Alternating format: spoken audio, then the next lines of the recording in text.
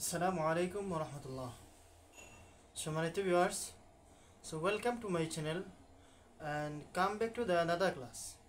So আজকে আমরা ইংলিশের বিভিন্ন গ্রামাটিক্যাল বিভিন্ন রিসোর্স নিয়ে আজকে ক্লাস করতে করতে পার্টস অফ স্পিচের একবার লাস্ট পর্যায়ে চলে আসছি। সো আজকের লাস্ট পর্যায়ে ক্লাসটা হলো কনজাংশন নিয়ে ক্লাস। পার্টস অফ স্পিচের অন্যতম একটি পার্ট হলো কনজাংশন। আসলে আমরা অনেকেই বুঝি না কনজাংশনটা কি, বা অনেকেই একটা অ্যাংজাইটি কাজ করে আসলে কনজাংশনটা কি, আমি তো কনজাংশন চিনতে পারলাম না। সো আজকে ক্লাসটা আপনাদের জন্য যারা অ্যাংজাইটি বা বিভিন্ন চিন্তা হয়ে গেলে অস্থির হয়ে পড়ে কনজাংশনটা কি। সো কনজাংশনটা হলো এমন একটা ওয়ার্ড যা একটি ওয়ার্ডকে আরেকটি ওয়ার্ডের সাথে বা একটি বাক্যকে আরেকটি বাক্যের সাথে সম্পর্ক স্থাপন করে। আমরা এটাকে এভাবে বলতে পারি, conjunction is a word which make relation or which relative one word to others or one sentence to other in a sentence. যেমন not, but, nevertheless, also, as well as, and এই যেগুলা শব্দগুলো হলো কনজাংশন। যেমন একজন বলল he is my friend but he is not dishonest. যেমন একজন বলল যেমন সে আমার ফ্রেন্ড কিন্তু সে আসলে অসৎ নয়, সে একজন সৎ মানুষ।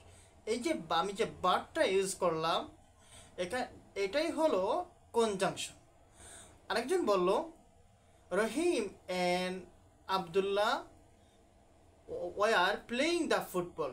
এই যে আমি বললাম Rahim and Abdullah were playing, এই যে ওয়ার প্লেইং ফুটবল, এই ওয়ার প্লেইং ফুটবলটা হলো এন্ডটা দুইটা নাউনকে যুক্ত করছে, তাই একটা ওয়ার্ড আরেকটা ওয়ার্ডের সাথে একটা রিলেশন করছে, যুক্ত সম্পর্ক স্থাপন করছে।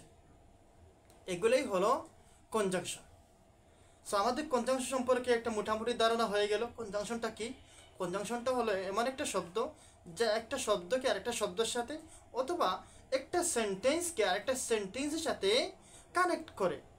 যেমন আমি একটা সেন্টেন্সকে কানেক্ট করে দেখাই যে কনজাংশন ইউজ করার মাধ্যমে একটা সেন্টেন্সকে একটা সেন্টেন্সের সাথে কানেক্ট করা হয়েছে। যেমন আমি বললাম he has hard work so that he can pass in the exam. or যে আমি বললাম এই যে so that ইউজ করার মাধ্যমে আমার দুইটা সেন্টেন্সের সাথে কানেকশন করা হয়ে গেছে। সো আমরা এখন চলে যাচ্ছি ক্লাসিফিকেশন অফ কনজাংশন। কনজাংশনের প্রকার।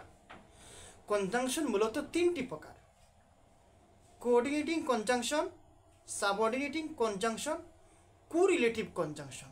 আমি আবারও বলতেছি এই তিন প্রকারের নামটা: coordinating conjunction, subordinating conjunction and another is correlative conjunction. So আমরা ফার্স্ট চলে যাই কোঅর্ডিনেটিং কনজাংশন কি। যে ওয়ার্ডের মাধ্যমে সমজাতীয় ক্লোজের বা সমজাতীয় ক্লোজকে একত্র করে তাকে কোঅর্ডিনেটিং কনজাংশন বলে। যেমন আমি বললাম রহিম এন্ড আবদুল্লাহ, রহিম একজন মানুষ, আবদুল্লাহ একজন মানুষ। এই যে উভয়ের মাঝে যে সম্পর্কটা কানেকশন করেছে এটা উভয়ের কোঅর্ডিনেট হয়েছে, অর্থাৎ সমজাতীয় জিনিস সমশ্রেণীর ক্লোজকে একত্রিত করে তাকে কোঅর্ডিনেটিং কনজাংশন বলে। এখন আমরা চলে যাই সাবঅর্ডিনেটিং কনজাংশন কাকে বলে। সাবঅর্ডিনেটিং কনজাংশনটা হলো যে এমন একটা ওয়ার্ড যখন একটা সাবঅর্ডিনেট কনজাংশন ক্লোজ এবং প্রিন্সিপাল ক্লোজকে একত্রিত করবে, তো তাকে কি বলে? সাবঅর্ডিনেটিং ক্লোজ বলে। যেমন আমি বললাম যে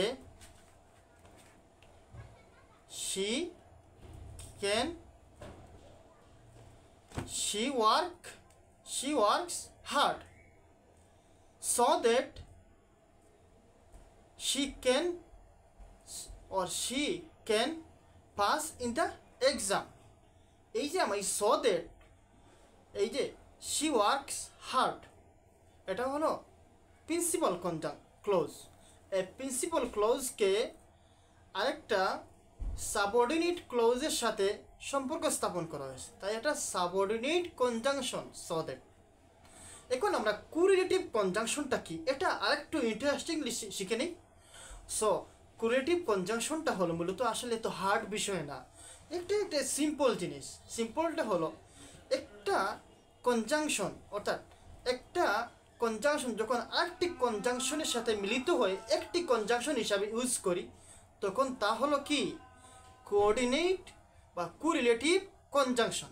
যেমন নট অনলি, বাট অলসো। এই বাট একটা কনজাংশন, অলসো আর একটা কনজাংশন।